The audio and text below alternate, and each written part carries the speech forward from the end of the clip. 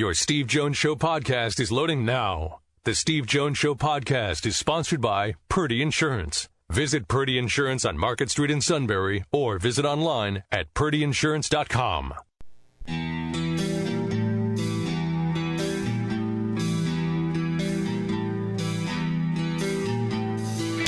Sports talk where your voice counts. This is the Steve Jones Show on News Radio 1070 WKOK. Now from the Sunbury Motor Studio, here's Steve Jones. Today's show brought to you by Purdy Insurance. Market Street in Sunbury. Go to purdyinsurance.com.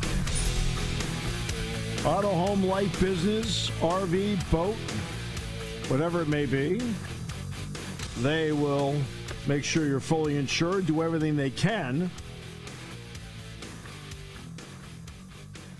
to save you money. And the Purdy Memorial Golf Tournament is coming up on Wednesday, August 9th, Susquehanna Valley Country Club, to benefit the Greater Susquehanna Valley YMCA. We now welcome back Matt Catrillo, who, by the way, will now launch into a series of rants. Well, first, it is good to be back with you, Steve, after a long week off. Thanks to Cam for filling in for me last week. I always appreciate his help when I'm ready to take a vacay, so that was good. But, as you know, there are some things that when I see are stupid, I can't ignore stupid. And I still can't ignore the stupidity of this Big Ten football schedule for 2024 and 2025. I mean, the amounts of stupid in this is really outrageous. So, first of all, with Penn State only being is the only team in the Big Ten without a protected opponent in the new scheduling format, hello, has anyone not seen what branding and big names mean to college football with all this realignment and TV media deals? And Penn State, one of your top brands, doesn't have a protected game? I mean, what are we doing here? No Penn State, Ohio State in 2025? What are we doing here? I don't think Penn State requested a protected game. You have to request one. I don't think they requested one. Well, that's interesting then. I don't know. I just like some of the protected matchups that I saw, I counted 4 that, to me, passed the who cares test. Yeah, but those were requested by both sides. I mean, all right, if they were requested, it's one thing. I mean, in other words, like Iowa, you're allowed to request up to 3. Okay. So, since you're, and the only one that requested 3 was Iowa. I think they requested Minnesota, Wisconsin, and Nebraska. Correct. Okay, that's fine. That's, and everybody said, hey, that's cool, let's do it. That's fine. Ohio State has 1. They ended up with Michigan. This is what you expect. Indiana ended up with Purdue. I have no problem. You know what? It does get to the point where I don't care who they played. I just take it week by week. Whomever they play. They got to win, and the whole whatever schedule's put in front of them, they got to win as many games as they can to get to the college football playoff. That's pretty much how I look at it. I don't really worry too much about that, but in order to get a protected game, you have to request a protected game. Okay, well, that's interesting then. Well, and then when it comes to Penn State's schedule itself for 2024 and 25, I mean, it's pretty unbalanced. 24 obviously is going to be phenomenal. You got Ohio State and Michigan and USC. I don't think they have Michigan in 24, do they? I thought Michigan was on the 25 schedule. Or Michigan State, I'm sorry. Yeah. Michigan's on the 2025 schedule. But in terms of the home games in 2025, the only one that screams out loud is UCLA, at least in my opinion. So, I mean, 24 is going to be phenomenal next year of a home schedule, but 2025, not so much. So I'll just be curious how that plays out. I'm not saying that they're not going to sell out these games. That's just not going to happen. But what I am saying is there's just less prestige in the home schedule next year, or in 2025, other than the UCLA game. Then, of course, there's the no division thing, and I've already expressed my distaste in that. Well, I'm going to be interested to see how long no divisions goes. Only because, everybody's all gung-ho about 1 through 16, and they may be right. They may be absolutely right. But as I posed the question to a couple of my colleagues in the conference, I said, let me ask you something. Is finishing 6th or 7th good? And each time I brought it up to various people I like and respect very much, they gave me that curious, like, well, geez, I never really thought of it that way. And that's an issue. Because it's not like college basketball. College basketball, if you finish 6th or 7th in the Big Ten, you're going to the tournament. It's a 68-team tournament. The Big Ten normally gets around 8 in every year. With the additions of UCLA and USC, they could get as many as 10 out of 16 into the tournament. So it doesn't matter as much as if you finish 6th or 7th in the Big Ten. You still have a pathway to get to the NCAAs. Finishing 6th or 7th in Big Ten football gets you a nice bowl game, but doesn't get you the college football playoff. Right. And that's the big difference right there with divisions, as opposed to going 1 through 16. Because now you're going to go from finishing, is 7th last, or is 8th last? Is 8th last with a 16? Yeah, right. But boy, 16 looks bad. It looks bad. 12th, it looks bad. It just doesn't have the same feel as that. Like, we finished 5th of the division, we finished 12th. Oh, that is something that, let's see over the next 3 or 4 years how that plays out. Now, for Penn State, this is what I'm going to be curious about. We only have the 24 and 25 schedules, right? And if you look at it, there are 3 opponents that will stay the same in 24 and 25. They just rotate in a home and away fashion. Remember what you're supposed to do with this. You are supposed to have a rotating situation where everybody will play in everybody else's stadium.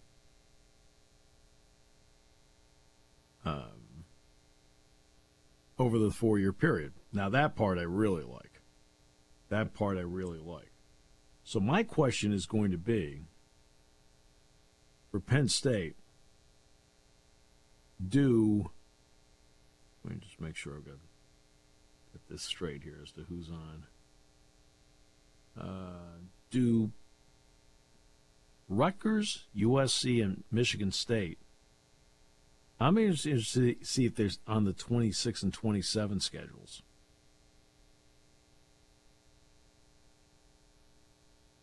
Because those 3 are on both schedules in 24 and 25. But will they stay on the schedule in 26 and 27, and then you change up the 3 starting in 28, 29, 30, and 31?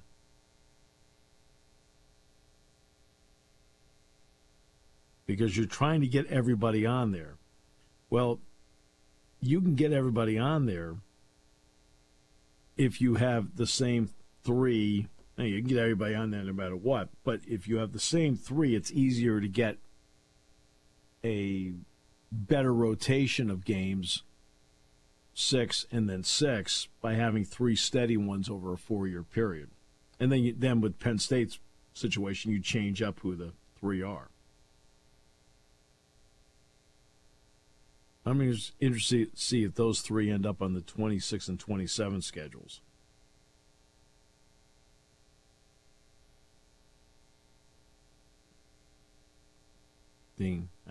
I just kind You play who you play. I'm not going to get too wrapped up in what they have.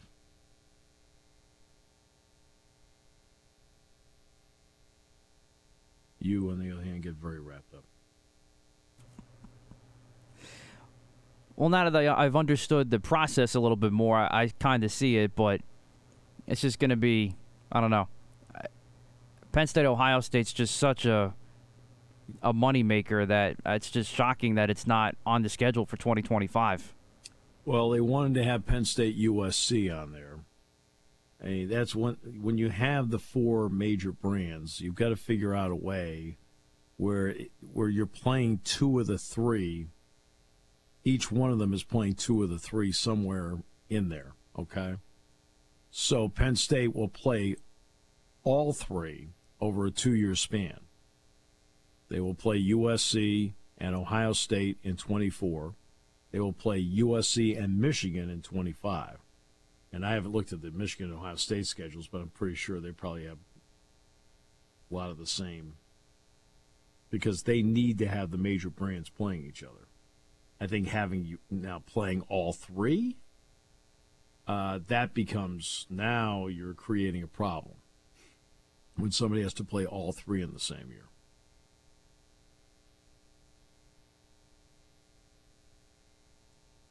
And I haven't looked at everybody else's schedule. I haven't really thought too much about that. So, didn't even look at what everybody else had. I saw some big chart. I go, oh, that's nice. I was also in Scranton when I got it, too. I was like, okay. I looked at my phone and went, oh, okay, great.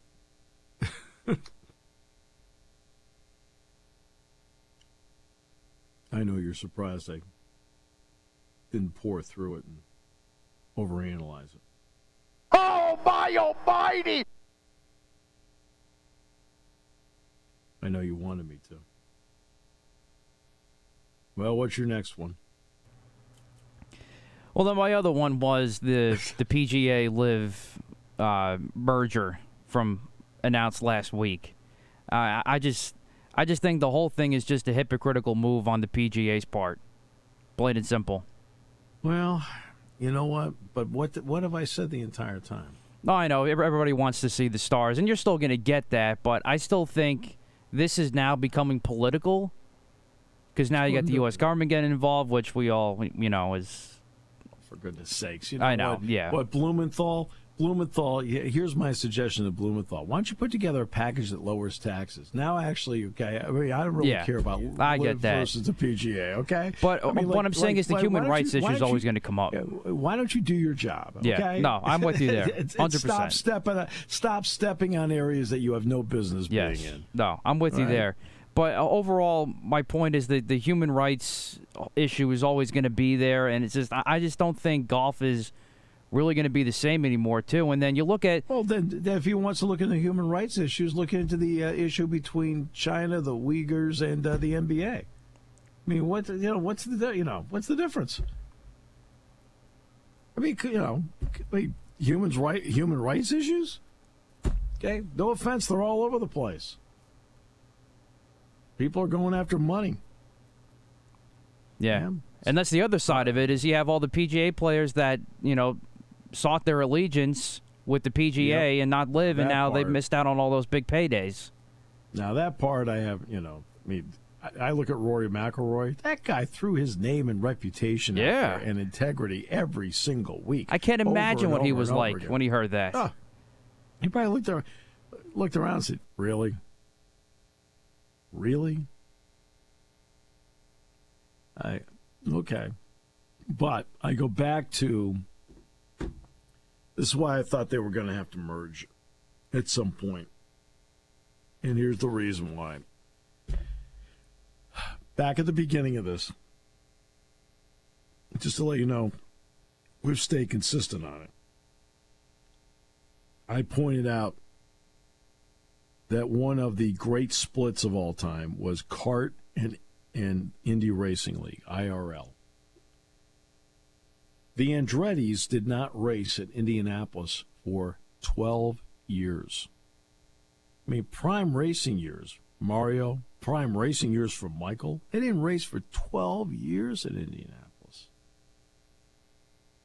Right? They let this go on for 12 years.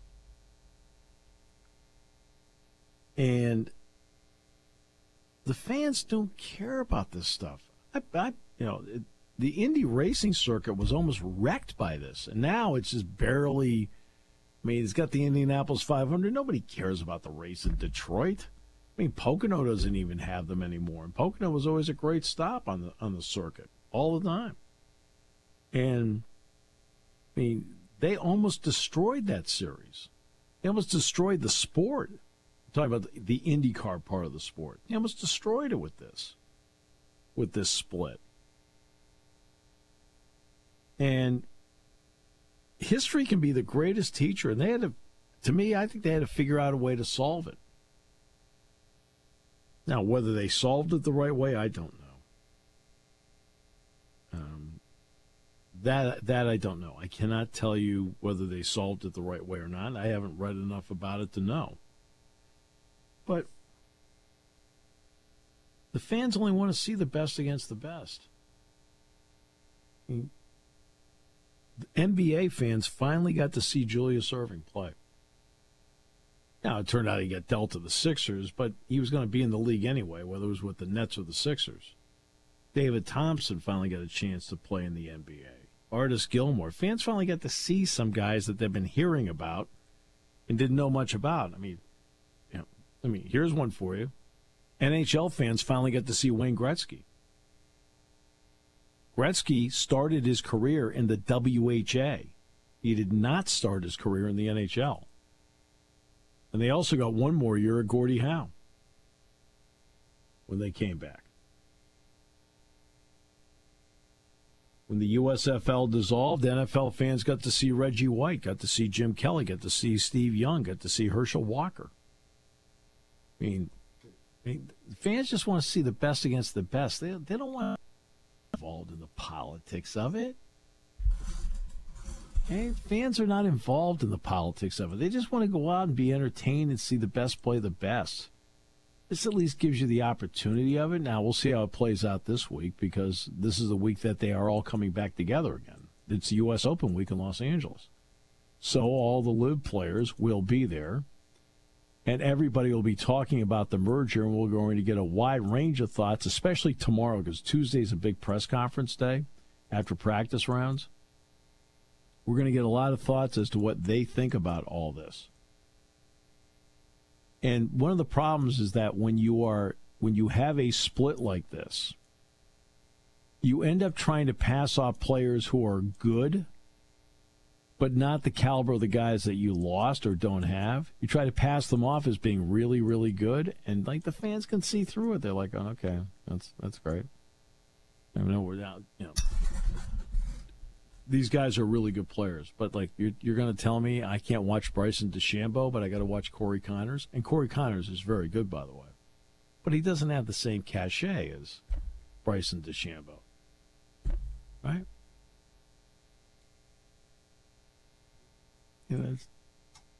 That's the hard part about it.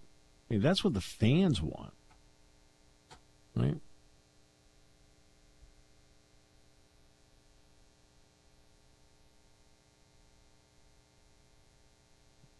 Just, Now, what the details of it are, I don't know. Federal government wants to get involved, fine.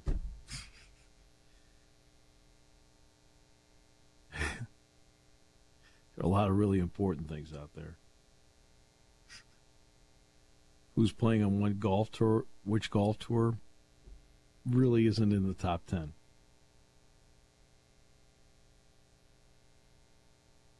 That's just me. All right, we'll come back. More next half hour. You out of rants, or? Those are about like the two really things that ate away at me while I was at the beach last week. So I've gotten those off my chest. You want to know what ate at me last week? I'm going to say nothing. On News Radio 1070 WKOK. Want to work for a stable yet growing company? Got it. Want to work for a family-owned business with over 100 years experience in taking care of customers and employees?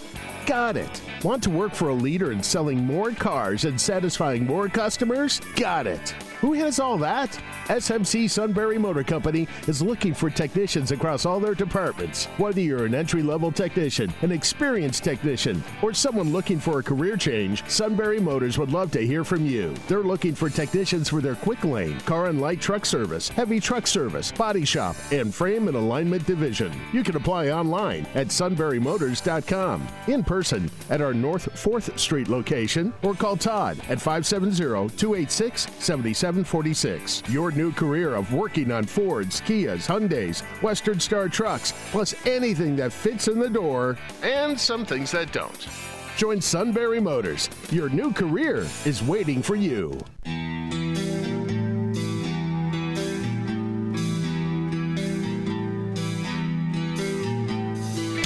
Sports talk where your voice counts. This is the Steve Jones Show on News Radio 1070 WKOK. Now from the Sunbury Motors Studio, here's Steve Jones. Today's show brought to you by Purdy Insurance, Market Street in Sunbury. Go to purdyinsurance.com. Auto, home, life, business, motorcycle, boat, RV. They'll save you money. They'll make sure you're fully insured. They may do it with bundles. And they always give back to the community. And that's as evidenced by the Purdy Memorial Golf Tournament, which will be August 9th at the Susquehanna Valley Country Club. Get your team together to benefit the greater Susquehanna Valley YMCA. And we will be out there for that as well. And we're in the Sunbury Motors studio. Sunbury Motors, 4th Street in Sunbury. Sunbury Motors Kia, routes 11 and 15. Hummel's Wharf online at sunburymotors.com. Our good friend Rob Beer Temple. Good friend, great guy. One of the 20 laid off by the Athletic today. Including Rich Hoffman, the Sixers beat writer. Yeah, two very talented guys. That was a tough day for them. Bob Kravitz out in Indianapolis. I mean, a bunch of guys I know getting laid off by the Athletic. You know, it's overshadowed a bit by the layoffs happening at ESPN, with Neil Everett being the latest to reveal that he's going to be laid off. But, yeah, that's hard. And Rob is so incredibly talented, so good at his job. So good. Just one of the really good guys out there. So sorry to see that. Very sorry to see that. All right. Tonight, history will be made as Mike Breen will broadcast his 100th NBA Finals game.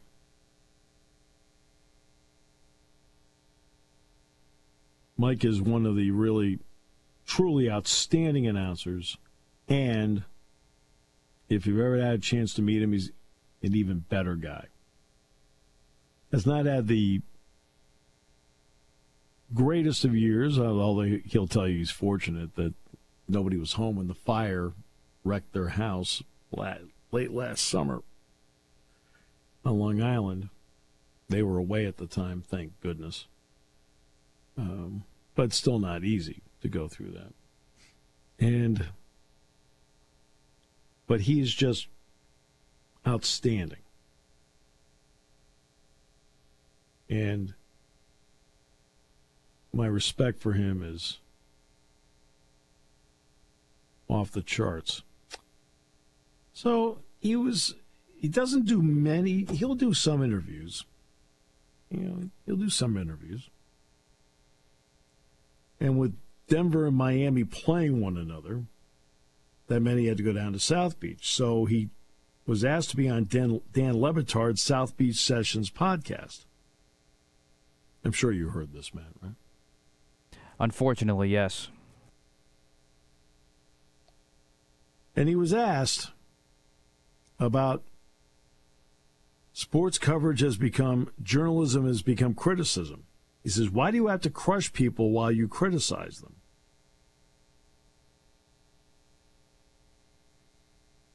And Levitard said to him, "It must be bothersome to you to watch sports coverage and what it's become." And Breen quickly said, quote, "I hate it. Journalism has become criticism, and I hate that.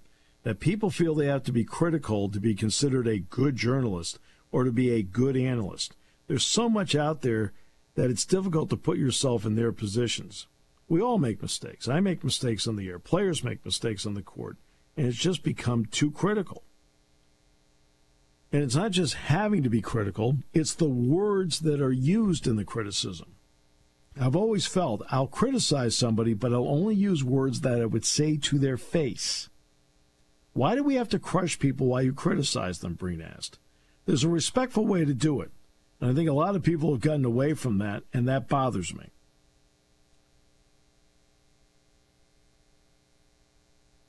As you know, I mean, he almost took like words that I've used on the show many times.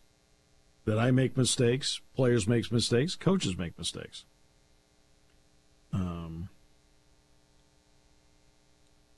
And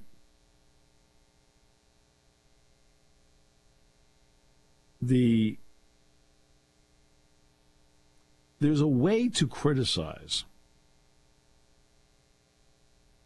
right, where you make your point, but you're not out there crushing people. I mean, have I ever said on a broadcast involving Penn State, look, they're really struggling today, or he's really struggling today? Yeah. But you're stating a fact, but you're also using words that are not like a sledgehammer. You make your point, you move on. Ball gets thrown over the middle. It's right there. Drops it. Should have had it. Now, do you get personal and say, "Oh, can't believe it. He's killing this team. Blah, blah, blah. Not getting it done. No, you just say he dropped it. He should have had it. Jack will jump in. He'll say, "You're right, Steve. He should have had it. It was right there." You go to the next play. I mean, I'll give you an example from a Spikes game, Steakhouse Spikes game I did the other night. A young man named Cam Buford, good-looking prospect. Out of Grambling State, first-team All-SWAC selection. Model of consistency. He's played 3 years at Grambling. And in his freshman year, he had 12 home runs. In his sophomore year, he hit 12 home runs. And in his junior year, just completed, he hit 12 home runs. He hit .320 this year. Not a surprise. His lifetime average is .319. The guy's a model of consistency. That doesn't mean you don't have games that are tough games. He struck out 4 times on Friday night. Now, I know his family and his parents are listening to the broadcast. I know that. So, do you go out and destroy him? When he came up after striking out 3 times, right, and the 4th time, I said, strike 3 got him. I said, he hasn't put the ball in play tonight. That's all I said. He knows he struck out 4 times. The family knows he struck out 4 times. But do you have to kill him? Then he bounced back yesterday and went 3 for 4. It's baseball. And I just think that I've said many times on the show, and I'll revisit it here. Not everything in sports is Shangri-La. Obviously not. I mean, look at the Yankees. No, I'm just kidding. No, senor! No, senor! No, senor! Again, Pete Alonso and Aaron Judge are out, and Giancarlo Stanton's playing. What are the odds? All right. No, you're right about that, 100%. What are the odds? All right, but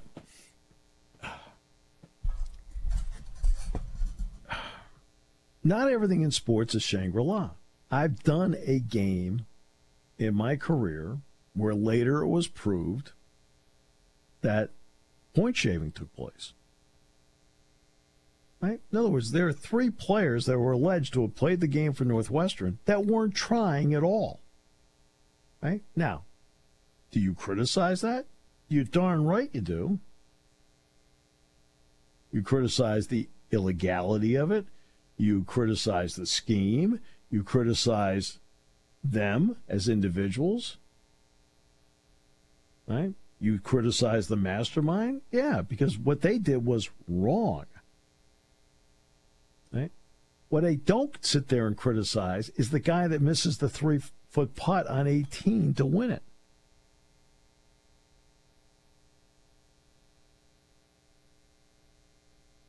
I don't. You want to know how good that guy is to be in that spot? And then whatever, either mishit it, misread it, whatever. Hey, but you know how good that guy has to be? To be in that spot?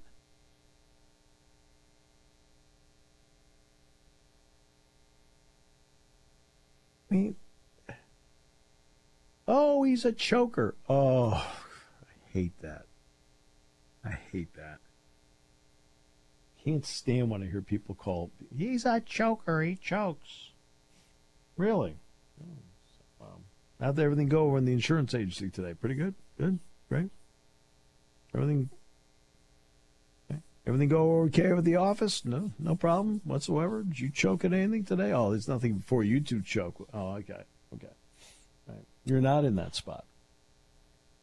He's a choker. Really? Or when you compare players. I'm going to compare LeBron James to Michael Jordan. And you're going to nitpick something. Well, he's better. Hey, guess what? I'm sitting there as a team, and I have a choice between the two. The first person that calls me and says, I want to go, I take him. Guess what? I'm going to win either way. They're both great. Right? Is Damian Lillard a bad player because he's never won an NBA title? Is Charles Barkley awful because he hasn't won an NBA title? Is Joel Embiid? Well, that's a different story. Joel Embiid, that's right. Yeah, get past the second round. Just kidding. It's like comparing Joel Embiid to Nikola Jokic. The first person that calls you and says, I'm going to show up, is the person you take. They're both great. But we have to criticize somebody to, well, I would take it as Jokic can't do this, he can't do that, but Embiid can't do this, and Embiid can't do that. Like, oh, come on. They may go about it in slightly different ways, but they're both great players. Hey, come on.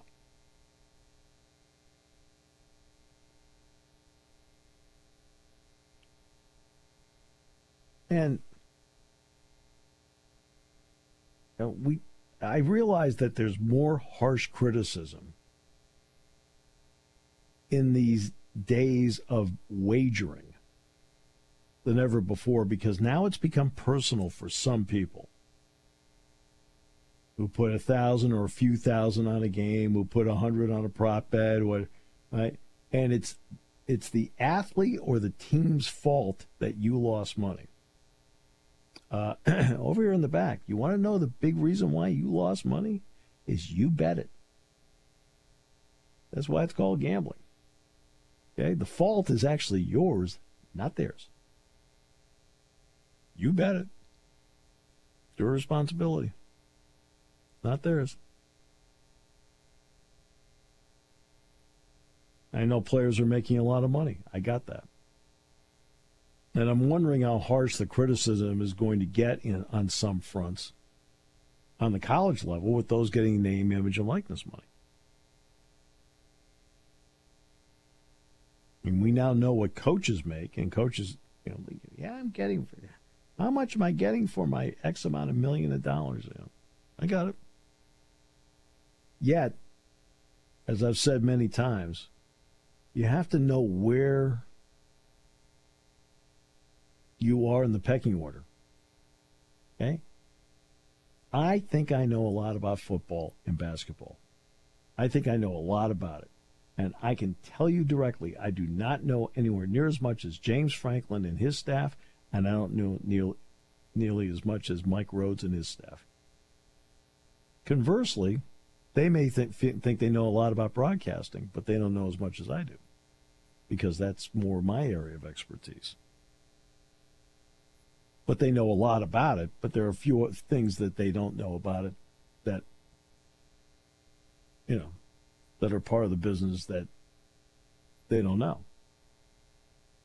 And there's things about football I know a lot, but they know more than I do. That's why I sit there and I listen to them. All right? Pick up what they have to say, why they're saying it, how they're doing it. Players. Right? There are 8 billion people in the world. 8 billion. Okay? What, you got 780 playing Major League Baseball?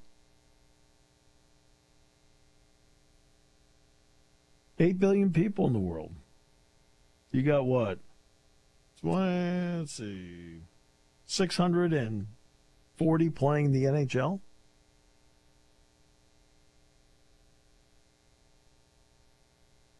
$510 playing in the NBA?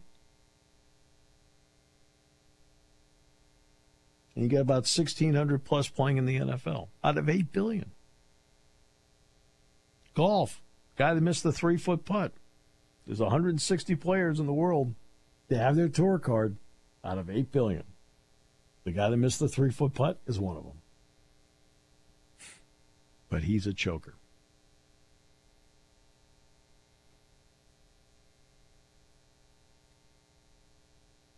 It's the words you use. And you look at the Penn State beat writers, for example. I have such great respect for them. And I was just with them on Thursday. Most of them kept looking over their shoulders. I'm like, you okay? What's wrong? And they said, the suit guy's not here, is he? And I said, no. Seemed to kind of calm the room. S-U-I-T, that spells suit-da! So, but, you look at, Rich Scarcella, Mark Wogenrich, he started naming, rattling off names. Nate Bauer, Sean Fitz, Thomas Frank Carr, Audrey Snyder. I'm trying to think of different people I saw. Ryan Snyder. Donnie wasn't there Thursday morning, but I saw Donnie Thursday night. Donnie Collins up in Scranton. Yeah, and I can go through the list because I've left out a lot of people. Mike Gross. I've left out a lot of people that are on this long list of people I respect because they just cover the game. They do a great job, and they write what they see. And when it comes time to criticize, they have a way of going about it where they criticize with class. Okay? I respect that. And I think Mike Breen's right. Especially when you get into the shouting shows. Stephen A. Smith versus J.J. Redick and Christopher Russo. Shannon Sharp and Skip Bayless, where they're all just yelling at each other. Trying to get the one-upmanship and the last word in, things like that. It's like, I can't watch that stuff. I can't watch it. It's to me, it may be watchable to you, and if it's entertaining to you, that's fine. You can watch whatever you want. It's not entertaining to me. I want to watch something that when it's done, I feel like I learned something from it.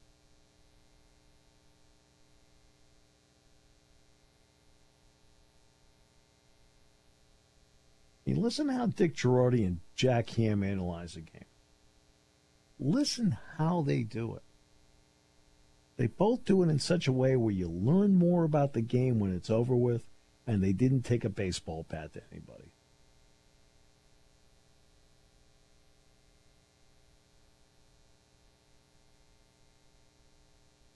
I hear nothing but silence on your end. Nothing.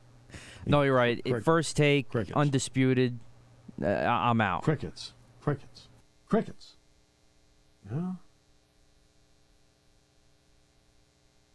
Crickets. But Mike will broadcast his 100th NBA Finals game tonight, and he is one of the best in the business. And I think he's got a point about that. Look, it's not all kumbaya out there, okay? We all know that. It's not all kumbaya, okay? It's not. And there are certain things along the way you have to be critical of. But when you're just doing a game, right? And you're broadcasting a game, right, you sit there and you understand, the effort that goes into getting to the game and the effort it takes to play the game, and not everything's going to be perfect. You'll overthrow a ball. You'll drop a ball. You'll miss the shot from the corner. You'll miss the three, whatever. Right? We always concentrate on the end. Oh, they blew it. Oh, yeah. What about the other 40 minutes? What about the other 60 minutes? Was there 4 or 5 plays that happened in the first half that maybe caused it to come down to one play? I've done a lot of games in my lifetime. I know what now the full, when you've done as many as I have, the full context of the entire 60 minutes, the full context of the 9 innings, the full context of 40 minutes. I mean, I'm doing a game yesterday, for example, because the manager at just the right time, Dave Tremblay, sent a runner from first. They stayed out of a double play, right? I mean, he unexpectedly sent him. Sent a runner first and third, right? 1 out. Sent the runner, stayed out of the double play, ended up being a 3-run inning. Okay? Now, the big hit of the inning was a triple, and it was a big deal, like, oh, wow, okay? But this play in the context of the game was a huge play. You have to be able to recognize that stuff. That's your job.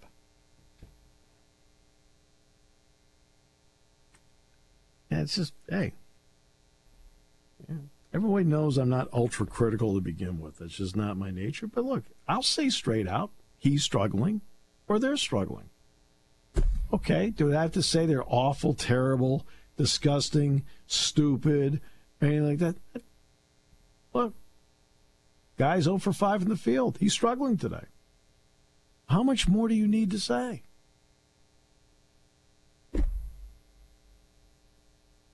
Is there something else you need to say to convey to the entire world? I mean, do you have to register disgust?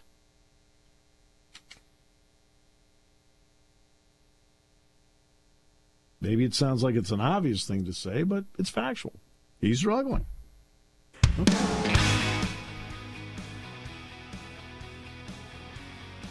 The difference is when the people who are ultra critical struggle, nobody knows it. Because nobody really cares. They have no money on your struggling.